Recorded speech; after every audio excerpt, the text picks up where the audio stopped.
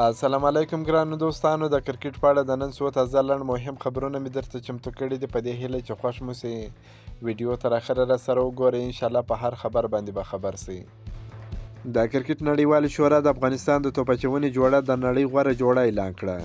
د کرکټ نړیوالې شورا د نړیوال شل جام لپاره د شل فارمیټ د توپ اچونې د غوره جوړو نوملړ خپور کړی دی چې د افغانستان د توپ اچونې جوړه راشد خان او مجيب رحمان پکې تر ټولو غوره جوړه ګڼل شوې دي. راشد خان چې د شل توپ اچونکو په درجه بندۍ کې لومړی مقام لري، سټرایک ریټ یې 14.6 دی او ټول ټال یې 118 وکټ اخیستی دی. او مجيب رحمان چې د شل توپ اچونکو په درجه بندۍ کې 8 مقام لري، سټرایک ریټ یې 14.2 دی او د وکټو شمیره یې هم 45 دی. د کرکټ نړیوالې شورا له لوري په خپور شوي نوملړ کې د شل لوبو د توپ اچونې په غوره جوړو کې دویم مقام د هند دی چې بنشوار کومار او یوزبیندر چهل د توپ اچونې جوړه ده. همدغه راز په دې نوملړ کې د سویلي افریقا د توپ اچونې جوړه لینګي نګټي او تبریز شمسي دریم، د استرالیا جوش هیلز لوډ او هیډم زمپا څلورم مقام لري. د نیوزیلند د توپ اچونې جوړه لوکی پریګوسن او ټرینټ بولټ پنځم مقام لري. بلخوا د سریلانکا وینندو حسرنګا او مهیش ټکسانا شپږم، د انګلند مارک ووډ او ریس ټوپلی اووم، د پاکستان حارث رؤف محمد وسیم د اتم، د بنگلادیش شکیب الحسن او مستفیض الرحمن نهم، د ویسټ انډیز د توپ اچونې جوړه جیسن هولډر او اوبید مکوي لسمه غوره جوړه ګڼل شوې ده. راپورونه وایي چې د افغانستان کرکټ بورډ له پرلهپسې هڅو سره لا هم داسې لار نه ده پیدا کړې چې د کرکټ نړیوالې شورا پرې باور وکړي او د افغانستان کرکټ بورډ ته ځانګړې پیسې د دوی په واک کې ورکړي. د 2020 کال له جولای میاشتې وروسته کرکټ بورډ ته د کرکټ نړیوالې شورا له لوري فنډ نه دی ورکړل شوی.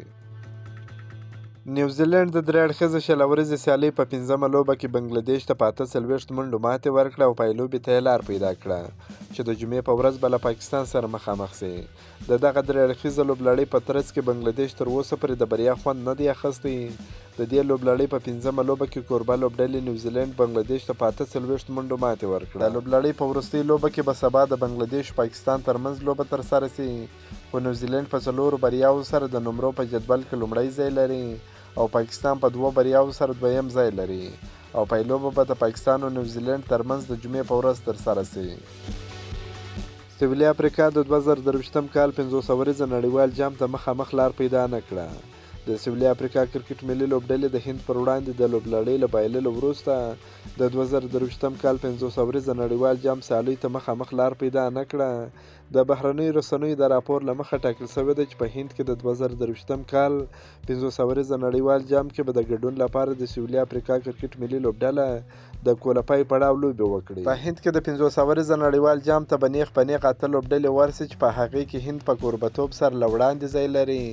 له هند پرته تر دا مهاله استرالیا، انګلستان، بنګلادیش، پاکستان، نیوزیلند، افغانستان او ویسټ انډیز لوبډلې پکې شامل دي. که مو دا ویډیو خوښه شوې ویډیو در سره لایک کړئ، که په دې چینل کې نوی یاست افغان خوشحال یوټیوب چینل هم در سره سبسکرایب کړئ. د نور تازه معلوماتو لپاره هم زموږ سره اوسئ. تر بلې ویډیو پر د الله په امان.